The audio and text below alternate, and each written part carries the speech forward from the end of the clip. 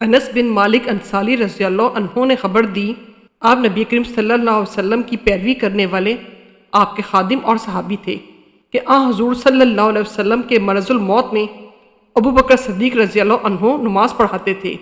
پیر کے دن جب لوگ نماز میں صف باندھے کھڑے ہوئے تھے تو حضور صلی اللہ علیہ وسلم حجرے کا پردہ ہٹائے کھڑے ہوئے ہماری طرف دیکھ رہے تھے۔ آپ صلی اللہ علیہ وسلم کا چہرہ مبارک حسن و جمال اور صفائی میں گویا مصحف کا ورق تھا۔ آپ مسکرا کر ہنسنے لگے۔ ہمیں اتنی خوشی ہوئی کہ خطرہ ہو گیا کہ کہیں ہم سب آپ کو دیکھنے ہی میں مشغول نہ ہو جائیں اور نماز توڑ دیں۔ حضرت ابو بکر صدیق رضی اللہ عنہ الٹے پاؤں پیچھے ہٹ کر صف کے ساتھ آپ ملنا چاہتے تھے۔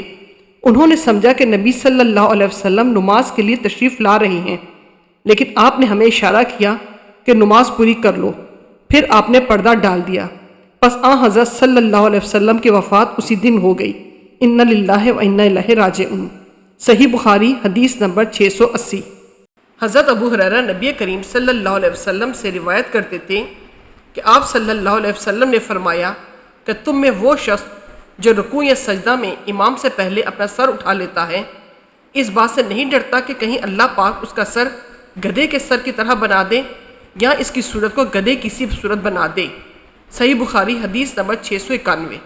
حضرت ابو ہریرہ رضی اللہ عنہ سے روایت ہے کہ رسول کریم صلی اللہ علیہ وسلم نے فرمایا، جب کوئی تم میں سے لوگوں کو نماز پڑھائے تو تخفیف کرے، کیونکہ جماعت میں ضعیف، بیمار اور بوڑھے سبھی ہوتے ہیں، لیکن اکیلا پڑھے تو جس قدر چاہے طول دے سکتا ہے۔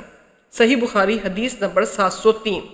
ابو قتادہ حارث بن ربیع سے روایت ہے کہ آپ نے فرمایا کہ میں نماز دیر تک پڑھنے کے ارادے سے کھڑا ہوتا ہوں، لیکن کسی بچے کی رونے کی آواز سن کر نماز کو ہلکی کر دیتا ہوں، کیونکہ اس کی ماں کو جو نماز میں شریک ہوگی تکلیف میں ڈالنا برا سمجھتا ہوں۔ ولید بن مسلم کے ساتھ اس روایت کی مطابقت بشر بن بکر، بقی بن ولید اور ابن مبارک نے اوزائی کے واسطے سے کی ہے۔ صحیح بخاری حدیث نمبر 707۔ حضرت ابو ہریرہ رضی اللہ تعالیٰ عنہ سے روایت ہے کہ نبی کریم صلی اللہ علیہ وسلم نے فرمایا کہ امام اس لیے ہوتا ہے کہ اس کی پیروی کی جائے، اس لیے تم اس سے اختلاف نہ کرو۔ جب وہ رکوع کرے تو تم بھی رکوع کرو، اور جب وہ سمع اللہ لمن حمدہ کہے تو تم بھی ربنا لک الحمد کہو، اور جب وہ سجدہ کرے تو تم بھی سجدہ کرو، اور جب وہ بیٹھ کر نماز پڑھے تو تم سب بھی بیٹھ کر پڑھو، اور نماز میں صفیں برابر رکھو، کیونکہ نماز کا حسن صفوں کے برابر رکھنے میں ہے۔ صحیح بخاری حدیث نمبر 722۔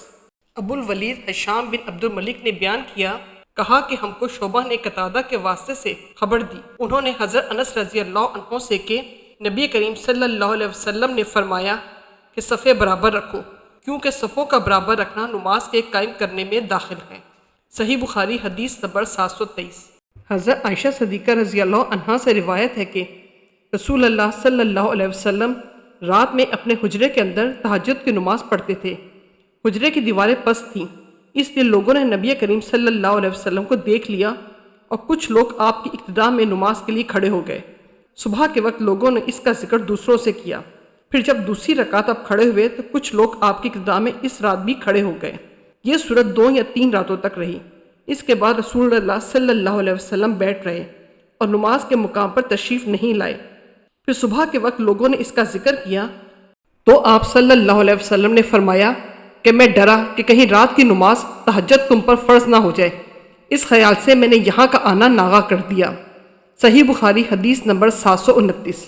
انس بن مالک رضی اللہ عنہ سے روایت ہے کہ انہوں نے فرمایا رسول اللہ صلی اللہ علیہ وسلم گھوڑے سے گر گئے اور آپ زخمی ہو گئے، اس لیے آپ نے بیٹھ کر نماز پڑھی اور ہم نے بھی آپ کی اقتدا میں بیٹھ کر نماز پڑھی۔ پھر نماز پڑھ کر آپ نے فرمایا کہ امام اس لیے ہے کہ اس کی پیروی کی جائے، اس لیے جب وہ تکبیر کہے تو تم بھی تکبیر کہو، جب وہ رکوع کرے تو تم بھی رکوع کرو، جب وہ سر اٹھائے تو تم بھی اٹھاؤ، اور جب وہ سمیع اللہ لمن حمدہ کہے تو تم بھی ربنا لک الحمد کہو، اور جب وہ سجدہ کرے تو تم بھی کرو۔ صحیح بخاری حدیث نمبر 733۔